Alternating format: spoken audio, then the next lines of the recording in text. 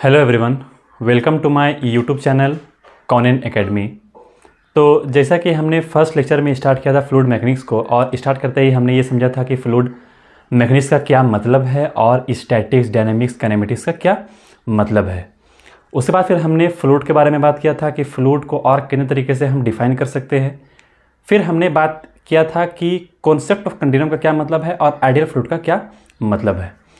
आज हम समझेंगे प्रॉपर्टीज़ के बारे में कि फ्लूइड के प्रॉपर्टी क्या क्या है। तो जैसे कि आपको पता है कि जब भी कोई सब्जेक्ट को हम पढ़ते हैं, जैसे सोयल मैकेनिक्स को हम पढ़ते हैं, तो सबसे पहले क्या पढ़ते हैं कि सोयल का प्रॉपर्टी क्या क्या है। स्टील को पढ़ते हैं तो सबसे पहले समझते हैं कि स्टील का प्रॉपर्टी क्या क्या है। तो कोई भी सब्जेक्ट को स्टार्ट करने से पहले हम समझते हैं कि उसका प्रॉपर्टी क्या क्या है। उसी तरीके से यहाँ पे हम बात करेंगे फ्लूइड का प्रॉपर्टी क्या क्या है।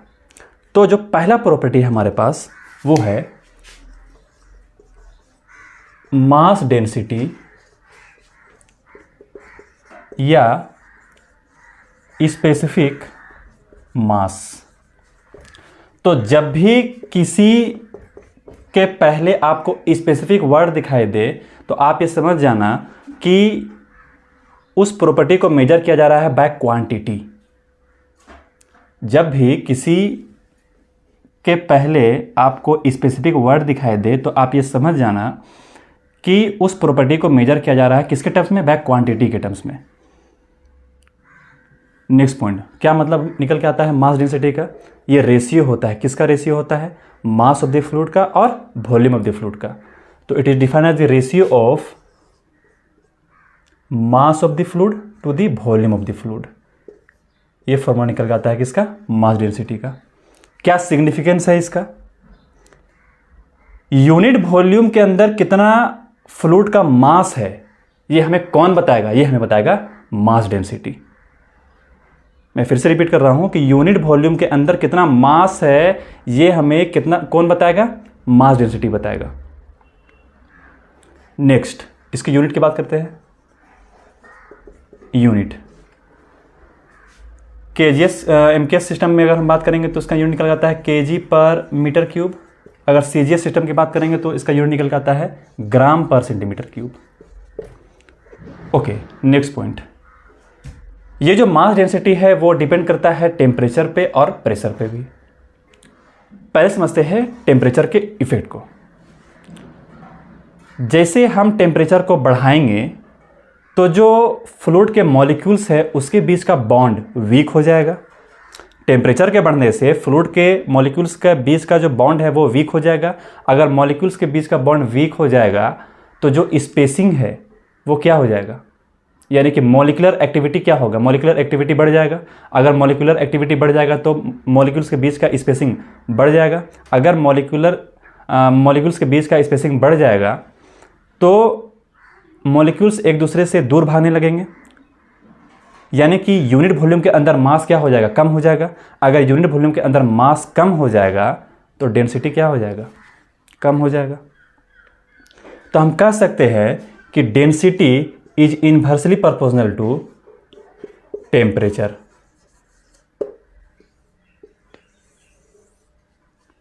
तो टेम्परेचर जैसे बढ़ेगा वैसे डेंसिटी कम होगा। रीजन आपको बता दिया गया इसका कि क्यों टेम्परेचर के बढ़ने से डेंसिटी कम होगा। नेक्स्ट पॉइंट, प्रेशर के इफेक्ट समझते हैं। जैसे हम प्रेशर को बढ़ाएंगे तो जो फ्लूइड के मॉलिक्यूल्स है वो और पास पास आने लगेंगे। अगर फ्लूइड के मॉलिक्यूल्स आपस में पास पास आने लगेंगे तो जो यूनिट वॉल्यूम के अंदर मास है वो क्या हो जाएगा, बढ़ जाएगा, क्योंकि वो पास पास आ गए तो स्पेसिंग क्या हो गया, कम हो गया।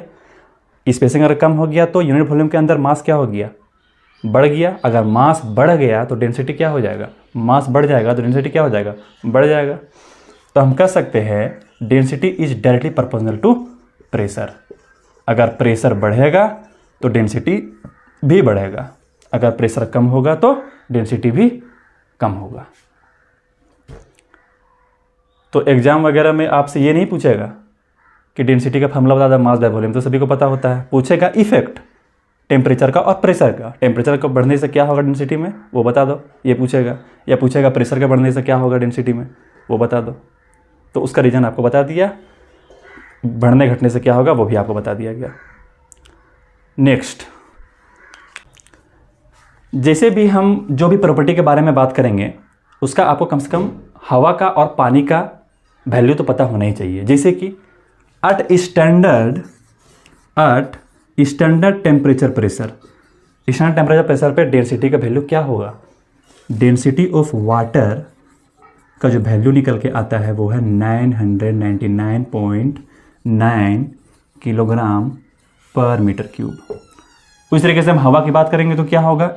Density of air is equal to 1.292 kg per metre cube. ये वैल्यू आपको पता होना चाहिए।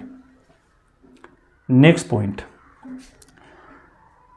ये डेंसिटी का वैल्यू को देख के हम एनालाइज कर सकते हैं कि पानी कितना गुना भारी है हवा से।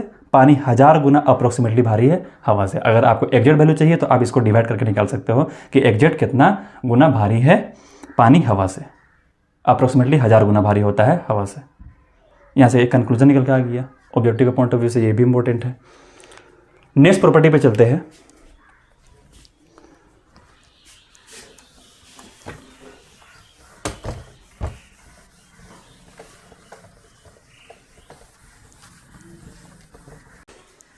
अगला जो प्रॉपर्टी है हमारे पास, सेकंड प्रॉपर्टी, वो है स्पेसिफिक वेट या weight density.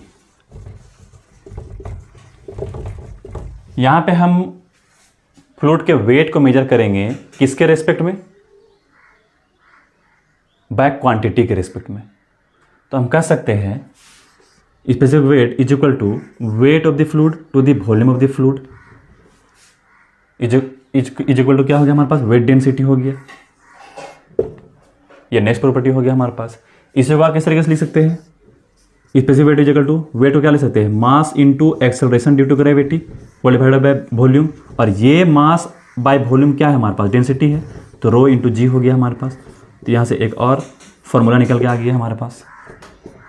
Specific weight is equal to density into acceleration due to gravity, यानी कि specific weight acceleration due to gravity पे भी डिपेंड करता है।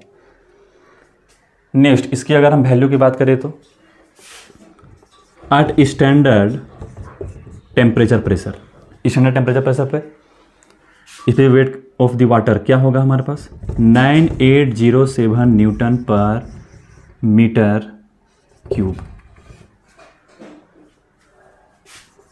एयर का क्या हो जाएगा? 12.67 Newton per metre cube. Units की बात करें तो यूनिट्स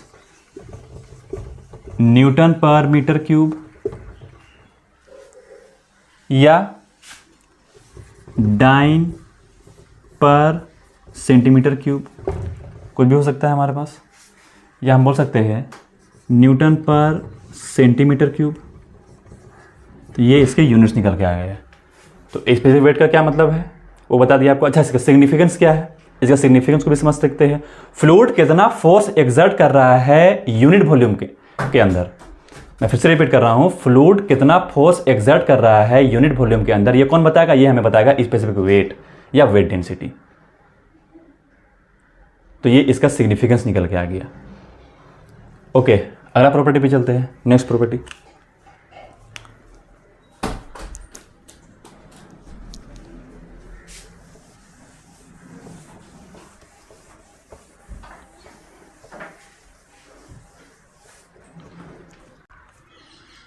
अगला जो प्रॉपर्टी है हमारे पास वो है स्पेसिफिक वॉल्यूम। स्पेसिफिक वॉल्यूम ये भी रेशियो होता है किसका?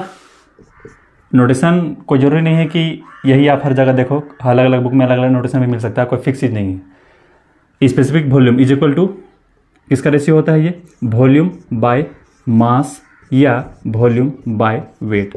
तो इससे पहले हम मास डेंसिटी में मास को मेजर कर रहे थे बाय वॉल्यूम के टर्म्स में, यहां पे हम वॉल्यूम को मेजर कर रहे हैं बाय मास या बाय वेट के टर्म्स में। ये निकल गया स्पेसिफिक वॉल्यूम। इसको और किस तरीके से लिख सकते हैं?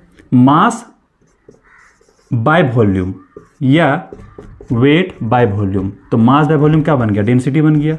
और वेट बाय वॉल्यूम क्या बन गया, स्पेसिफिक वेट बन गया। तो ये भी एक फॉर्मूला निकल के आ गया हमारे पास।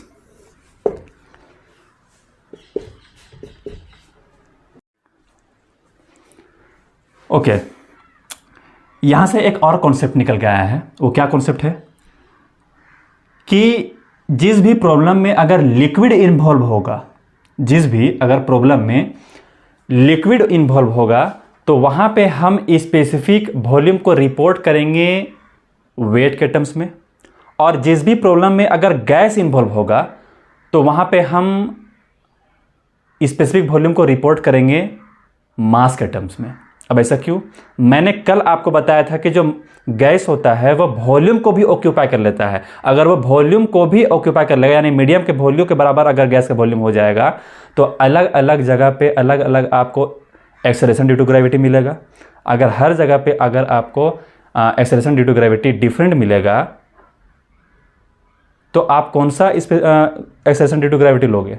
तो इस प्रॉब्लम को ही हटा दिया गया और बोला गया कि आप स्पेसिफिक वॉल्यूम को रिपोर्ट करोगे मास के टर्म्स में, जब भी आपका किसी भी प्रॉब्लम में गैस इन्वॉल्व होगा तब।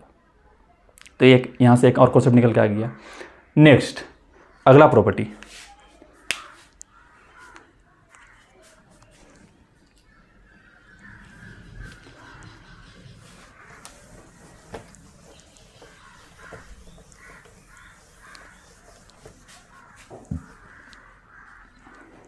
अगला प्रॉपर्टी हमारे पास स्पेसिफिक ग्रेविटी। अच्छा, स्पेसिफिक ग्रेविटी में इंटर करने से पहले एक और कॉन्सेप्ट छूट गया। क्या कॉन्सेप्ट है वो? अभी जो मैंने आपको 3 प्रॉपर्टी बताए हैं, स्पेसिफिक ग्रेविटी, स्पेसिफिक मास या स्पेसिफिक वेट या स्पेसिफिक वॉल्यूम, ये तीनों टेम्परेचर और प्रेशर पर भी डिपेंड करता है। और फ्लूइड हमारा कुछ भी हो सकता है, लिक्विड भी हो सकता है, गैस भी हो सकता है। तो जो टेम्परेचर और प्रेशर का इम्पैक्ट है गैस के केस में, वो ज़्यादा निकल के आता है लिक्विड के कंपैरिजन में। तो आगे चल करके हम लिक्विड का जो इम्पैक्ट है, टेम्परेचर और प्रेशर का जो इम्पैक्ट है लिक्विड के केस में, वो हम इग्नोर करके चलेंगे, क्योंकि उसका मैग्नीट्यूड बहुत ही कम होता है। तो स्पेसिफिक ग्रेविटी क्या बताता है हमें? स्पेसिफिक ग्रेविटी हमें ये बताता है कि कोई भी एक मटेरियल कितना गुना भारी है या कितना गुना हल्का है किसी दूसरे मटेरियल के रेस्पेक्ट में। मैं फिर से रिपीट कर रहा हूँ, स्पेसिफिक ग्रेविटी हमें ये बताता है कि कोई भी एक मटेरियल कितना गुना भारी है या कितना गुना हल्का है किसी दूसरे मटेरियल के रेस्पेक्ट में। ये बात एप्लीकेबल है किसी भी मटेरियल के लिए। कोई भी सब्जेक्ट आप पढ़ोगे तो वहाँ पे स्पेसिफिक ग्रेविटी का मतलब सेम होगा, सिर्फ चेंज होगा आपका मटेरियल। जैसे कि सॉइल मैकेनिक्स में हम सॉलिड के स्पेसिफिक ग्रेविटी देखते हैं, यानी हम सॉलिड को देखते हैं कि कितना गुना भारी है, कितना गुना हल्का है पानी से। यहाँ पे वो मटेरियल चेंज हो जाएगा, यहाँ पे वो मटेरियल हो जाएगा हमारा फ्लूइड को हम यहाँ कंपेयर करेंगे। तो हम कह सकते हैं specific gravity is equal to weight of the fluid divide by weight of the standard fluid. यानी कि हम यहाँ पे फ्लूइड के वेट को कंपेयर कर रहे हैं किसके साथ? स्टैंडर्ड फ्लूइड के वेट के साथ। जब भी दो चीज़ों को आपस में कंपेयर करना होता है तो हम बेस को क्या लेके चलते हैं? सेम लेके चलते हैं, ताकि हम कंपैरिजन कर पाए। जैसे कि फॉर एग्जांपल सपोज एक लड़का को ले लिया मैंने जो बीटेक किया हुआ है, और इसको कंपेयर करना है किसी दूसरे के साथ कि इसके पास कितना ज़्यादा नॉलेज है। तो एक और लड़का को ले लिया मैंने जो एमटेक किया हुआ है, तो क्या हम कंपैरिजन कर पाएंगे? क्योंकि दोनों का क्वालिफिकेशन क्या हो गया? अलग हो गया। बीटेक हो गया इसका हो गया एमटेक, यानी बेस सेम नहीं है। अगर हमको इसको कंपेयर करना होगा तो हम बीटेक वाले लड़कों को ही लाएंगे। तो हम कह सकते हैं, अब हम कंपैरिजन कर सकते हैं दोनों के बीच में कि कौन कितना ज़्यादा पढ़ा हुआ है या कौन किसके पास कितना ज़्यादा नॉलेज है। तो मैंने क्या कर दिया यहाँ पे मैंने बेस को सेम कर दिया। क्या कंपैरिजन करने के लिए कि कौन कितना ज़्यादा नॉलेजेबल है। यहाँ पे हम इसी बेस को क्या बोल दिए? यहाँ पे इसी बेस को हम बोल दिए वॉल्यूम। हम कह सकते हैं volume of the fluid is equal to volume of standard fluid. अब हम कंपैरिजन कर पाएंगे कि कौन कितना भारी है या कौन कितना हल्का है। क्यों? क्योंकि मैंने बेस को सेम कर दिया। वो बेस क्या है यहाँ पे? वो बेस है यहाँ पे वॉल्यूम। कोई मैथमेटिकल चेंज नहीं आएगा अगर हम मल्टीप्लाई भी कर दे और डिवाइड भी कर दे वॉल्यूम ऑफ फ्लूइड के साथ। इसी वॉल्यूम ऑफ फ्लूइड को हम लिख सकते हैं वॉल्यूम ऑफ स्टैंडर्ड फ्लूइड, जो इक्वल है, तो लिख सकते हैं volume of standard fluid whole divide by volume of fluid. ये weight of the fluid to the volume of the fluid क्या हुआ, second property, specific weight of the volume, weight of the standard fluid divide by volume of the standard fluid क्या हो गया, specific weight of the standard fluid. तो इसको इस तरीके से भी डिफाइन किया जा सकता है। नेक्स्ट, इसी को हम लिख सकते हैं डेंसिटी के फॉर्म में भी। तो गामा जो क्या मैंने बोला था, रो इंटू जी, जी क्या हो जाएगा, कैंसिल आउट हो जाएगा। तो density of fluid divide bye density of standard fluid, ये भी एक तरीका हो गया डिफाइन करने का। अब बात आकर रुकती है स्टैंडर्ड फ्लूइड के ऊपर। स्टैंडर्ड फ्लूइड जनरली लिक्विड के केस में हम लेते हैं वाटर को, और गैस के केस में हम लेते हैं हाइड्रोजन को या एयर को। तो ये जानकारी भी आपको मैंने दे दिया। अगला प्रॉपर्टी पे चलते हैं।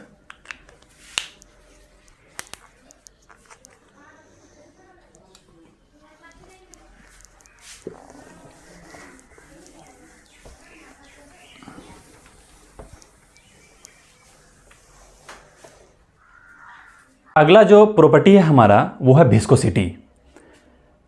जब भी दो चीजों के बीच में रिलेटिव मोशन होगा तो फ्रिक्शन डेवलप होगा, और इसी फ्रिक्शन को अलग अलग सब्जेक्ट में अलग अलग नाम दिया गया है। जैसे कि फॉर एग्जांपल सॉइल मैकेनिक्स में हम इसी फ्रिक्शन को बोल देते हैं परमेबिलिटी, यहां पे हम इसी फ्रिक्शन को बोलते हैं विस्कोसिटी। यानी कि हम कह सकते हैं कि जब दो चीजों के बीच में रिलेटिव मोशन होगा तो फ्रिक्शन डेवलप होगा। यहां पे वो दो चीज क्या है, यहां पे वो दो चीज है फ्लूइड का पहला लेयर और फ्लूइड का दूसरा लेयर। यानी कि पहला लेयर रेजिस्टेंस ऑफर करेगा किसको, दूसरे वाले लेयर को, ताकि वो मूव ना करे। इसे ही हम बोल देते हैं विस्कोसिटी। विस्कोसिटी वो प्रॉपर्टी है फ्लूइड की जो रेजिस्टेंस ऑफर करती है पहली लेयर को, ताकि वो दूसरी लेयर के ऊपर मूव ना कर पाए। इसे हम विस्कोसिटी बोल देते हैं।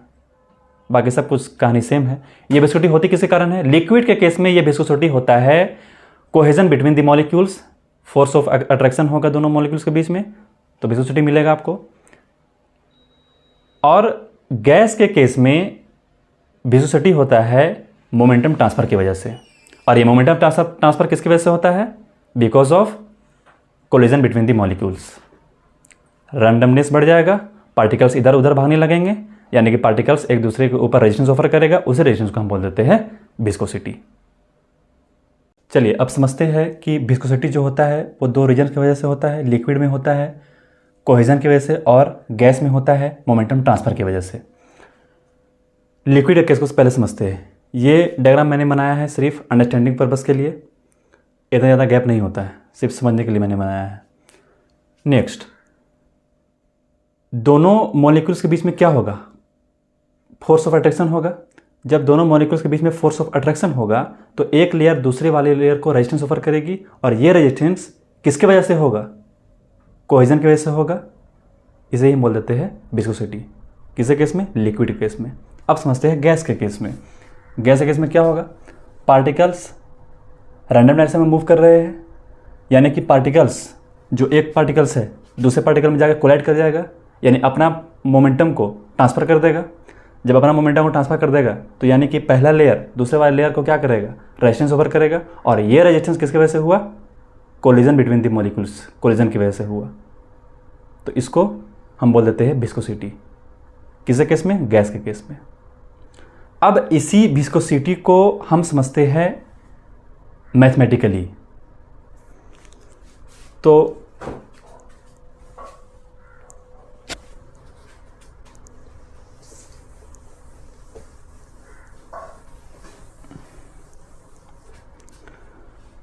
अब इसी विस्कोसिटी को हम समझते हैं मैथमेटिकली। कैसे, सपोज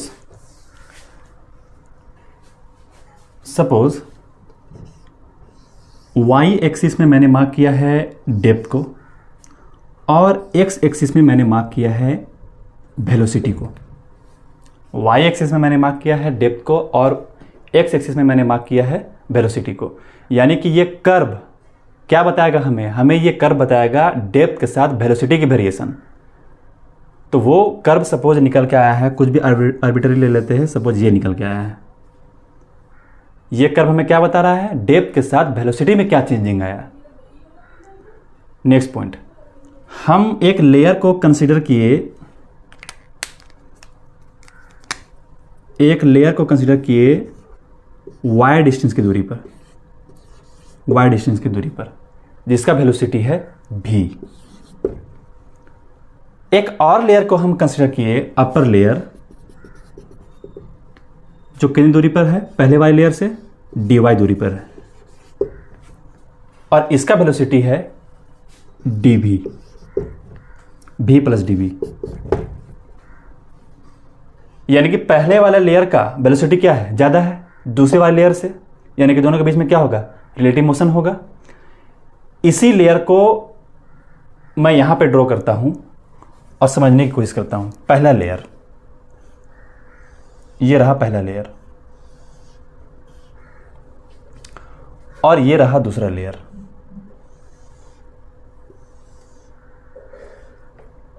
तो पहले वाले लेयर का वेलोसिटी क्या है? v है। दूसरे वाले लेयर का वेलोसिटी क्या है?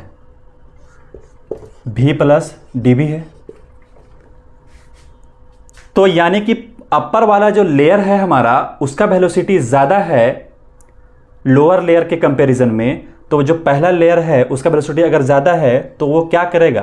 पहला वाला लेयर दूसरे वाले लेयर को अपने साथ ले जाने की कोशिश करेगा, यानी कि शेयर स्ट्रेस डेवलप हो जाएगा। किस डायरेक्शन में? फॉरवर्ड डायरेक्शन में, फॉरवर्ड डायरेक्शन में शेयर स्ट्रेस। और जो लोअर वाला लेयर है उसका वेलोसिटी क्या है? कम है अपर लेयर के कंपैरिजन में। तो ये क्या करेगा? रोकने की कोशिश करेगा अपर लेयर को। तो इसमें क्या होगा? शेयर स्ट्रेस डेवलप हो जाएगा। किस डायरेक्शन में? बैकवर्ड डायरेक्शन में। मैग्नीट्यूड सेम होगा लेकिन डायरेक्शन अपोजिट हो जाएगा। तो जो पहला लेयर है वो दूसरे वाले लेयर को अपने साथ ले जाने की कोशिश करेगा, क्योंकि उसका वेलोसिटी ज़्यादा है। तो डेवलप हो गया शेयर स्ट्रेस फॉरवर्ड डायरेक्शन में, और जो लोअर लेयर है वो उसको रोकने की कोशिश करेगा और शेयर स्ट्रेस डेवलप हो जाएगा बैकवर्ड डायरेक्शन में। Okay, next point. अच्छा, ये दोनों लेयर के बीच का डिस्टेंस कितना है? dy है, dy। Next point, at time dt, lower layer नीचे वाला लेयर एट टाइम dt कितना दूरी चला?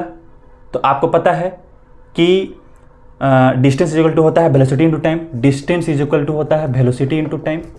तो हम कह सकते हैं कि ये कितना दूरी चला एट टाइम dt पे? तो v into dv, v into dt। और ऊपर वाला लेयर कितना दूरी चला at time dt? v plus dv into dt। इसको समझने की कोशिश करते हैं अब।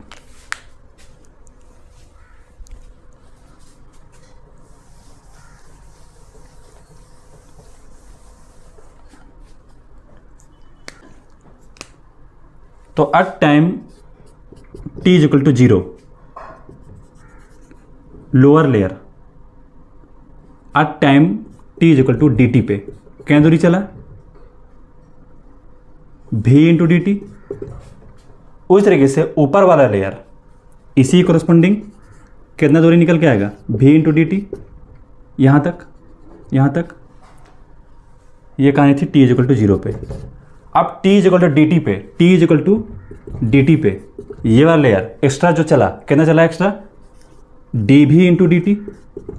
तो टोटल कितना चला एट टाइम dt पे ऊपर वाला layer? v plus dv into dt, यही होगा। Okay, next point. Next point, ये जो एंगल है उसको मैंने मान लिया सपोज d थीटा, और इसी d थीटा को तो बोलते हैं रेट शेयर स्ट्रेन। कल मैंने बताया था डिफॉर्मेशन को किसी से रिप्रेजेंट किया था मैंने, शेयर स्ट्रेन से। अगर इसी को हम टाइम के रेस्पेक्ट में लिख देंगे तो क्या हो जाएगा? वो रेट ऑफ शेयर स्ट्रेन हो जाएगा। ओके, ये डिस्टेंस कितना था दोनों लेयर के बीच में? dy था, dy था। और आपको पता है कि जब थीटा स्मॉल होता है, छोटा होता है, तो वही थीटा किसके बराबर में होता है? tan थीटा के बराबर में होता है, और वही थीटा sin थीटा के बराबर में भी हो जाता है। यहाँ पे हमारे पास d थीटा ये स्मॉल है, तो यही d थीटा किसके बराबर में हो जाएगा? tan थीटा के बराबर में हो जाएगा। यही d थीटा किसके बराबर में हो जाएगा? sin थीटा के बराबर में हो जाएगा। तो हम लिख सकते हैं if theta is small, if theta is small, d theta is small, d theta is approximately equal to tan theta, tan d theta is approximately equal to sin d theta. तो tan theta d theta is approximately equal to tan d theta क्या होता है फॉर्मूला? p by बी, perpendicular ये 90 degree है, perpendicular कौन सा हो गया? v into d t, d v into d t whole divide by p by b, base क्या है? डी वाई है, तो डी वाई, तो हम लिख सकते हैं d theta whole divide by d t, नीचे आ जाएगा d t is equal to d v by d y. ये जो डिफॉर्मेशन है टाइम के साथ, इसे क्या बोलते हैं? Rate of shear strain, rate of change of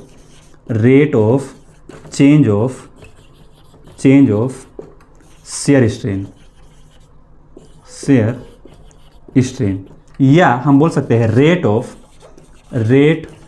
of angular deformation.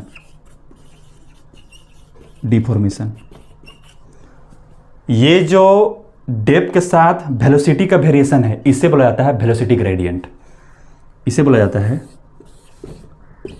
Velocity gradient. आगे इस चीज को यूज करूंगा मैं, d theta by d t is equal to d b by d y, यानी कि rate of change of shear strain is equal to velocity gradient. Next point पे चलते हैं।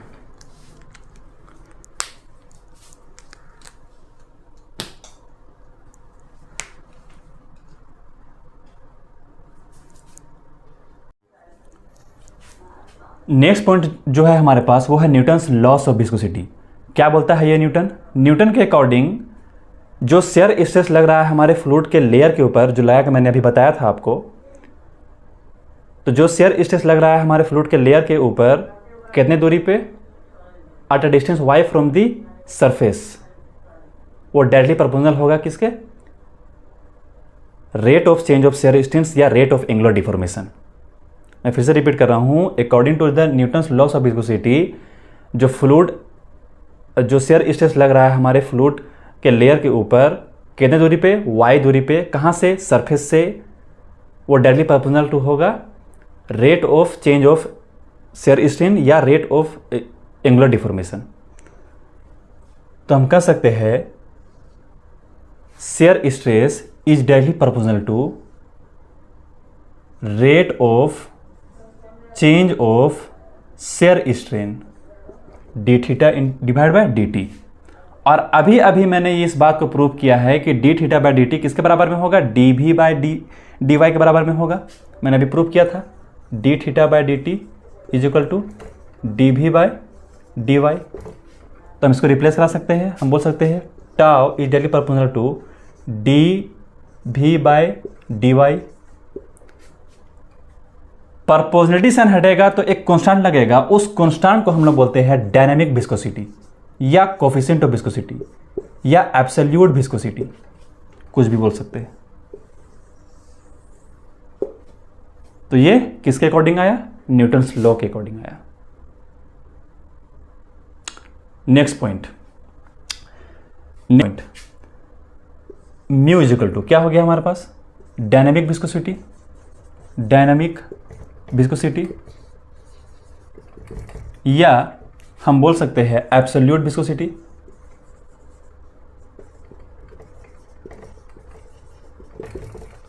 या coefficient of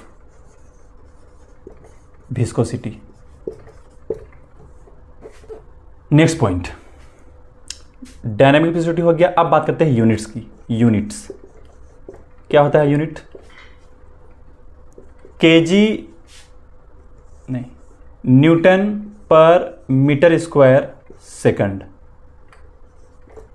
Newton per metre square क्या होता है? Pascal. तो हम बोल सकते हैं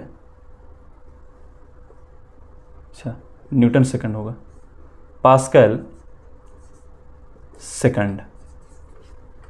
या केजी पर मीटर सेकंड या ग्राम पर सेंटीमीटर सेकंड। ये जो ग्राम पर सेंटीमीटर सेकंड है, ये जो ग्राम पर सेंटीमीटर सेकंड है, इसको बोल देते हैं हम पोइस। तो हम लिख सकते हैं 1 ग्राम, ग्राम को अगर केजी के फॉर्म में लिखना हो तो कैसे लिखेंगे हम लोग? 1 ग्राम इज इक्वल टू क्या होगा? 10⁻³ केजी, और सेंटीमीटर इज इक्वल टू क्या होगा? 10⁻², 10⁻² मीटर सेकंड। इसके फॉर्म में लिख सकते हैं हम इस चीज़ को। तो क्या हो जाएगा ये वैल्यू हमारे पास? 10⁻⁻1 केजी पर मीटर सेकंड, जो किसके बराबर में होगा? वो होगा ग्राम पर सेंटीमीटर सेकंड के बराबर में, या हम बोल सकते हैं पास्कल। तो हम लिख सकते हैं यहां पे 10 pascal is equal to 1 kg या केजी पर मीटर सेकंड। तो ये यहां से इसका यूनिट निकल के आ गया। नेक्स्ट पॉइंट ऑफ रेफरेंस, अब आपको पता होना चाहिए कि जो नॉर्मल टेम्परेचर प्रेशर पे डायनामिक वेलोसिटी का वैल्यू है वो क्या है, वाटर के केस में भी और एयर के केस में भी।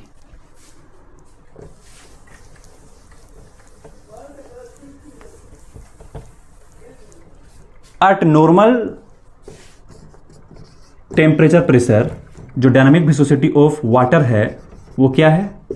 1.001 सेंटीपोइस।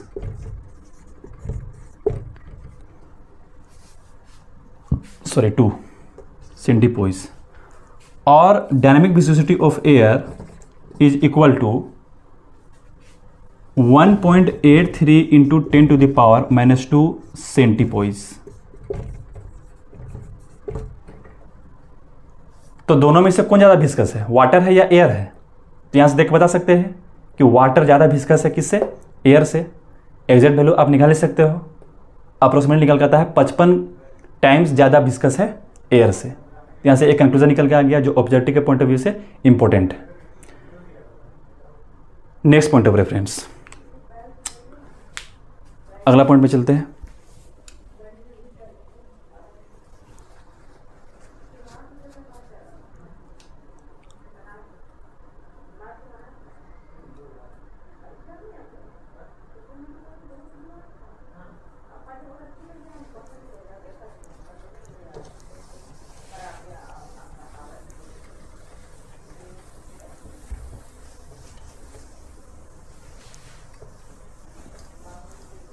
नेक्स्ट पॉइंट है हमारे पास linearization of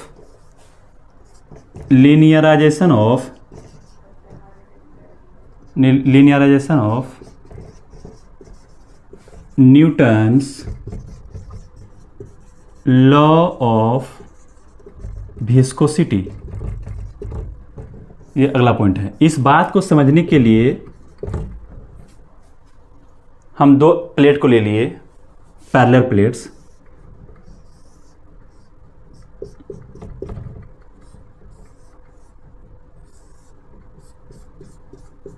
These are 2 parallel plates. Distance को मार्क कर दिए हम, सपोज h, कैपिटल H। ये जो प्लेट है हमारे पास, ये इसका वेलोसिटी सपोज है 0। जब इसका वेलोसिटी 0 है यानी कि हम कह सकते हैं फिक्स्ड है या स्टेशनरी है, तो ये प्लेट हमारे पास हो गया स्टेशनरी। और ये जो प्लेट है वो मूव कर रहा है, इसका वेलोसिटी है सपोज v, मूविंग प्लेट।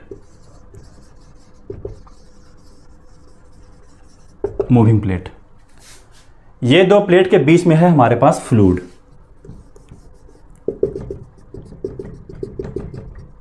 ये 2 लेयर के बीच में है हमारे पास फ्लूइड। ओके, वेलोसिटी प्रोफाइल की अगर हम बात करें तो इसका जो वेलोसिटी प्रोफाइल निकल के आएगा इस फ्लूइड का, इस 2 प्लेट के बीच में, वो लीनियर नहीं होगा। पहला पॉइंट।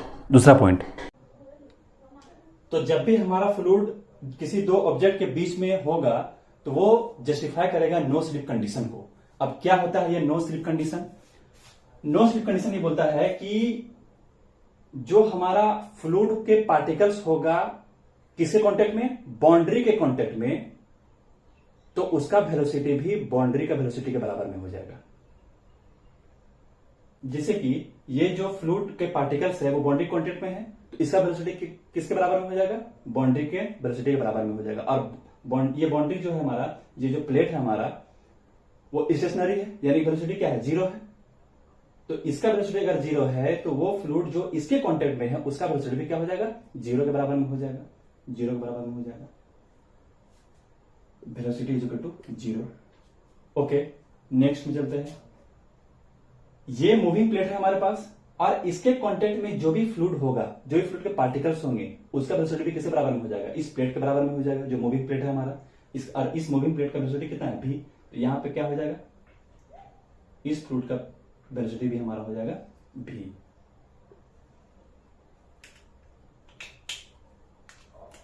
और जो वेरिएशन निकल के आएगा वेलोसिटी का, वो लीनियर नहीं होगा, वो लीनियर नहीं होगा।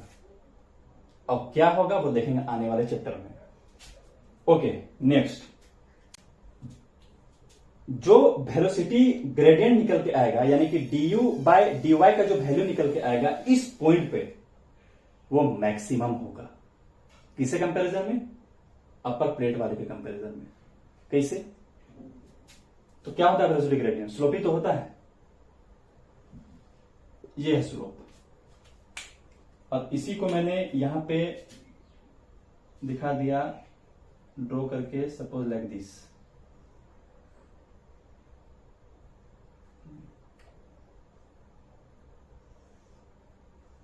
ये क्या है हमारे पास? Velocity du। ये क्या है? dy। तो जो चेंजिंग हो रहा है वेलोसिटी में विथ रेस्पेक्ट टू डेप्थ, यानी कि du बाय dy, वो यहां पे क्या होगा? मैक्सिमम होगा। कैसे? उसका डायग्राम आपको यहां पे बना के दिखा दिया। अब सपोज कुछ दूर और चले हम, यहां पे इस पॉइंट पर आए, यहां पे क्या हो गया? स्लोप कम हो गया। स्लोप कम हो गया तो du बाय dy का वैल्यू क्या हो गया? कम हो गया।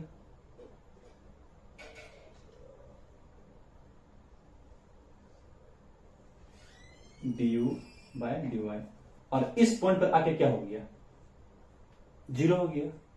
तो कहने का मतलब ये है कि जो वेलोसिटी ग्रेडियंट है यहां से स्टार्ट होते जा रही है, यहां से इंक्रीज हो रहा है इस पॉइंट पर, और जैसे जैसे जाते जा रहे हैं हम इस मूविंग प्लेट के कॉन्टेक्ट में, वैसे वैसे क्या होता है? कम होते जा रहा है, और लास्ट में क्या हो जा रहा है? du बाय dy का वैल्यू जीरो के बराबर में हो जा रहा है।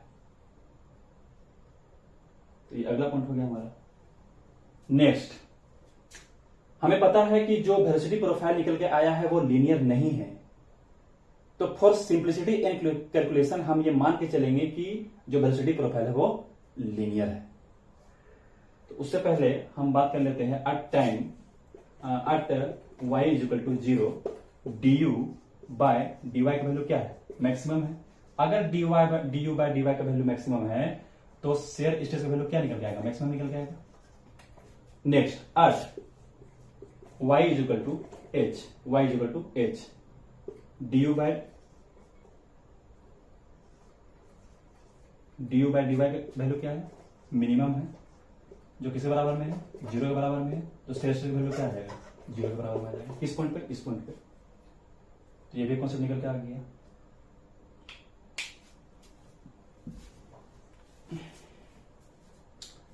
अब बात करते हैं कि जब हम लोग अब बात करते हैं कि ये अगर एच का वैल्यू स्मॉल है तो हम ये मान के चलेंगे कि जो हमारा वेलोसिटी प्रोफाइल निकल के आया है दो प्लेट के बीच में वो लीनियर है। तो लेट अस सपोज वो वेलोसिटी प्रोफाइल निकल के आया ये लीनियर। तो अब आप देख सकते हो यहां से कि वेलोसिटी ग्रेडियंट हर एक पॉइंट पे क्या है? सेम है। क्यों सेम है? क्योंकि स्लोप क्या है? सेम है। तो अगर हम स्लोप को दिखाना चाहिए, यानी du बाय dy का वैल्यू दिखाना चाहे, तो वो ये है। इस पॉइंट पे du बाय dy, यहां पे वेलोसिटी क्या है? v है। ये डिस्टेंस क्या है? h है। यहां पे भी स्लोप क्या हो जाएगा? यानी du बाय dy का वैल्यू क्या हो जाएगा? सेम हो जाएगा। यानी हर पॉइंट पे आपको क्या मिलेगा? सेम मिलेगा। तो in this case tau is equal to, हमें पता है म्यू या dynamic viscosity into velocity gradient du by dy, उसको हम लिख सकते हैं सिमिलर ट्रायंगल लगा करके du is equal to v dy is equal to h v by h। तो यहां से निकल के आ गया। ये जो हम माने हैं लीनियर वेलोसिटी प्रोफाइल को, इसे ही बोला जाता है linearization of Newton's laws of viscosity. Next point of reference, कई बार हम प्रॉब्लम में, फ्लूइड के प्रॉब्लम में डायनामिक विस्कोसिटी की जगह पर हम काइनेमेटिक विस्कोसिटी को इंट्रोड्यूस कर देते हैं। और डायनामिक और काइनेमेटिक का मतलब क्या है वो मैंने आपको फर्स्ट लेक्चर में बताया था। काइनेमेटिक विस्कोसिटी को हम वहां पे इंट्रोड्यूस करेंगे जहां पे हमको फोर्सेस से कोई लेना देना नहीं होगा। कौन से फोर्सेस?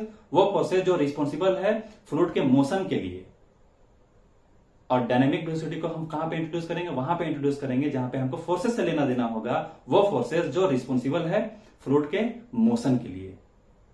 ये मैंने बताया था मैंने आपको डायनेमिक विस्कोसिटी का, डायनेमिक का और काइनेमेटिक का फर्स्ट लेक्चर में, तो वहां से कंक्लूजन निकल के आ गया। तो हम बात करें काइनेमेटिक विस्कोसिटी की।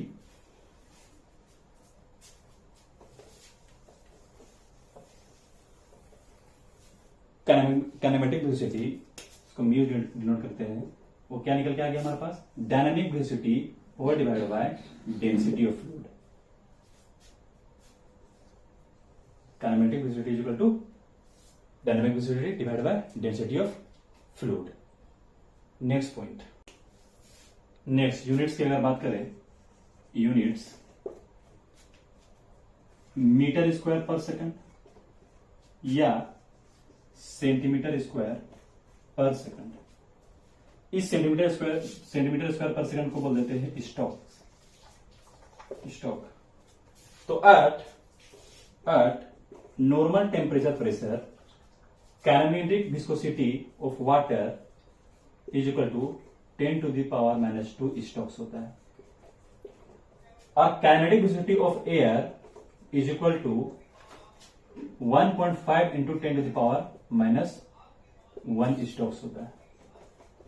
तो कंक्लूजन क्या निकल गया यहां से? काइनेमेटिक विस्कोसिटी किससे ज्यादा होगा? एयर का ज्यादा होगा। देख सकते हो वैल्यू कितना ज्यादा होगा? लगभग 15 टाइम ज्यादा हो गया। जबकि डायनामिक विस्कोसिटी किसका ज्यादा था? वाटर का ज्यादा था। किसके कंपैरिजन में? एयर कंपैरिजन में। लेकिन काइनेमेटिक विस्कोसिटी क्या हो गया? एयर का ज्यादा हो गया वाटर कंपैरिजन में। ऐसा क्यों हुआ? क्योंकि हमें पता है कि काइनेमेटिक विस्कोसिटी इक्वल होता है म्यू बाय डेंसिटी, यानी कि dynamic viscosity divide by density of fluid. तो ये अगर ज्यादा हो रहा है तो कोई बात नहीं, डेंसिटी ऑफ वाटर क्या होता है? 1000 गुना ज्यादा होता है एयर के कंपैरिजन में। तो इसीलिए अगर ये घट गया तो ये क्या हो गया? बढ़ गया। तो इसीलिए हम बोल सकते हैं कि जो काइनेमेटिक विस्कोसिटी ऑफ एयर है वो 15 टाइम ज्यादा है किससे? वाटर से। ये यहां से कंक्लूजन निकल के आ गया।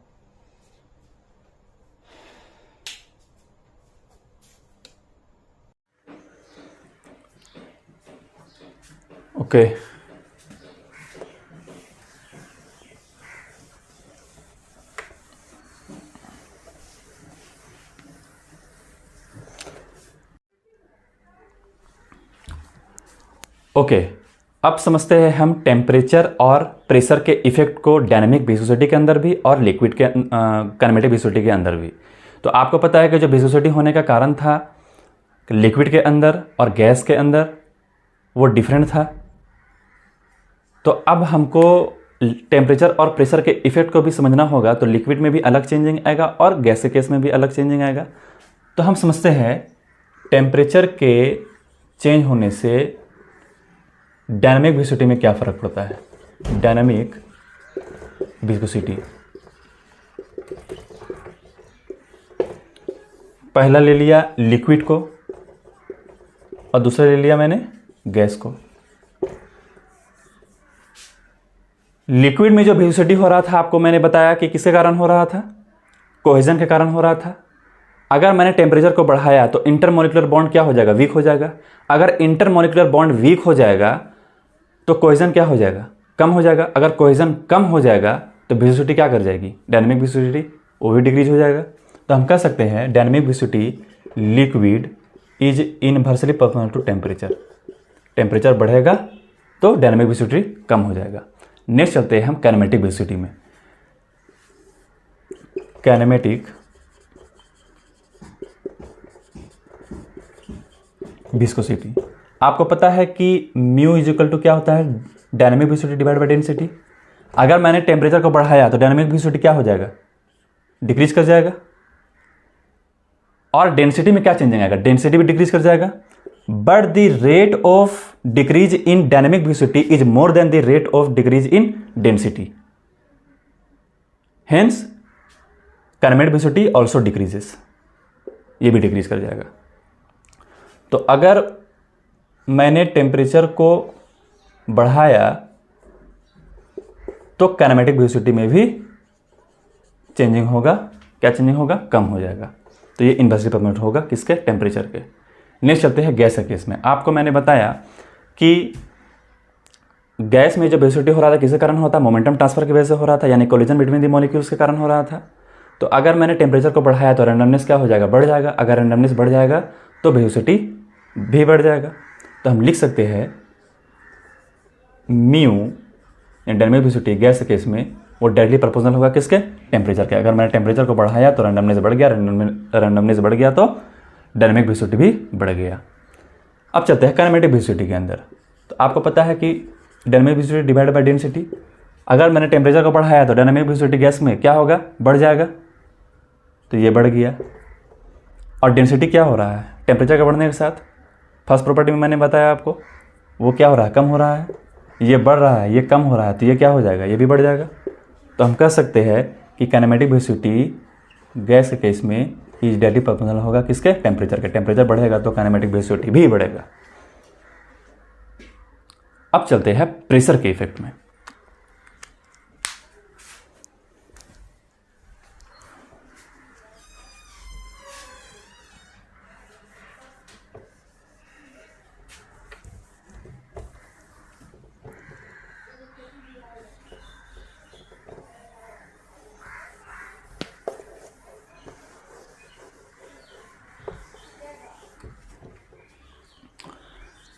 प्रेशर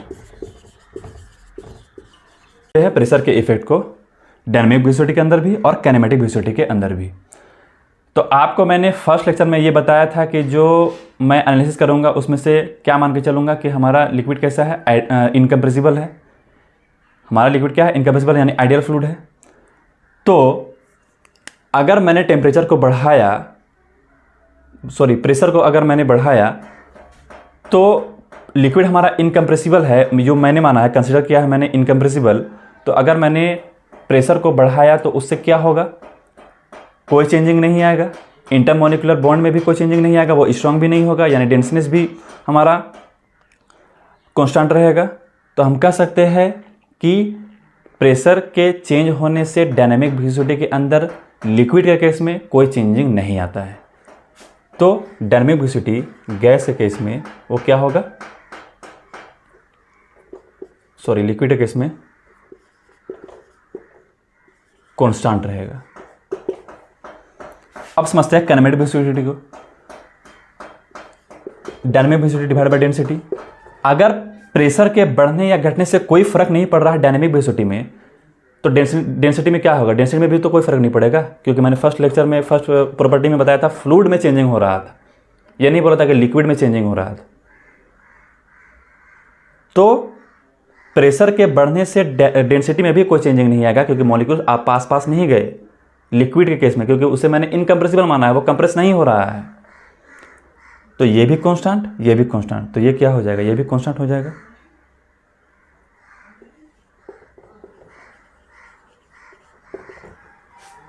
नेक्स्ट समझते हैं गैस के केस में। प्रेशर के चेंज होने से गैस में भी कोई फर्क नहीं पड़ता, क्योंकि ये इंडिपेंडेंट होता है प्रेशर के। प्रेशर के चेंज होने से गैस में भी कोई फर्क नहीं पड़ता, क्योंकि ये इंडिपेंडेंट होता है प्रेशर के। ये बात वैलिड है सिर्फ लो टू मॉडरेट प्रेशर तक।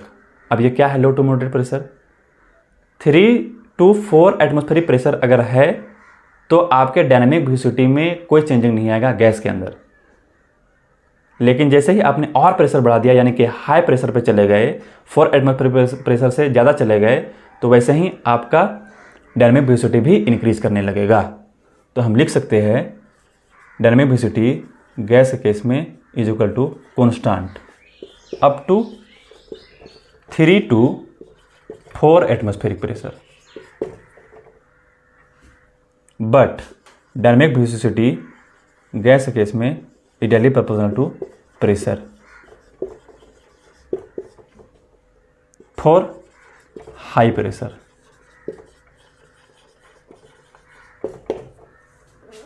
नेक्स्ट चलते हैं हम काइनेमेटिक विस्कोसिटी के अंदर। काइनेमेटिक विस्कोसिटी में क्या चेंजिंग आएगा, यानी कि प्रेशर अगर आपका लो टू मॉडरेट है, आपको पता है कि mu is equal to dynamic viscosity divided by density, तो इसमें तो कोई चेंजिंग नहीं आ रहा है लो टू मॉडरेट प्रेशर तक। लेकिन डेंसिटी में क्या चेंजिंग आ रहा है, मॉलिक्यूल्स पास पास आ जा रहे हैं। जब मॉलिक्यूल्स पास पास आ जा रहे हैं तो डेंसिटी क्या हो जा रहा था, बढ़ जा रहा था। तो अगर ये बढ़ जाएगा तो ये क्या हो जाएगा, कम हो जाएगा। तो हम लिख सकते हैं mu is inversely proportional to pressure. ये इन्वर्सली प्रोपोर्शनल होता है किसके, प्रेशर के। तो टेम्परेचर का और प्रेशर का इफेक्ट डायनामिक विस्कोसिटी के अंदर भी और काइनेमेटिक विस्कोसिटी के अंदर भी, लिक्विड के केस में भी मैंने बता दिया और गैस के केस में भी मैंने बता दिया आपको। तो आज के लिए इतना ही करते हैं, फिर नेक्स्ट क्लास में देखेंगे और भी प्रॉपर्टी बचे हुए हैं, उन सबको देखेंगे नेक्स्ट क्लास में। आज के लिए इतना ही। Thank you everyone.